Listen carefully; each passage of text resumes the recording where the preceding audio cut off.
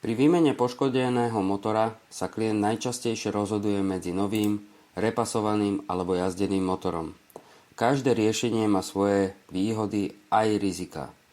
Nový motor predstavuje najbezpečnejšie a zároveň najdrahšie riešenie. Pri správnej montáži a dodržania predpísanej údržby možno očakávať životnosť porovnateľnú s pôvodným motorom. Výhodou je minimálne riziko skrytých poškodení a známa história komponentov. Repasovaný motor. Ide o použitý motor, ktorý prešiel odbornou opravou. Počas repasovania sa odstránia zistené závady, opotrebované alebo poškodené diely sa vymenia a motor prejde kontrolou. Kvalita repasu však závisí od rozsahu vykonaných prác a odbornosti spoločnosti, ktorá repas realizovala. Jazdený motor. Najlacnejšia možnosť, ale zároveň riešenie s najväčšou mierou rizika.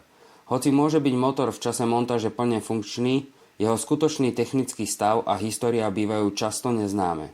Nie je možné spoľahlivo určiť mieru opotrebovania jednotlivých komponentov ani predpokladanú životnosť. V praxi sa často stáva, že jazdený motor po určitom čase vykáže rovnaké alebo podobné poruchy, akými trpel pôvodný motor vozidla. Preto je potrebné dôkladne zvážiť, či nižšia obstarávacia cena vyváži možné budúce náklady a ďalšie opravy.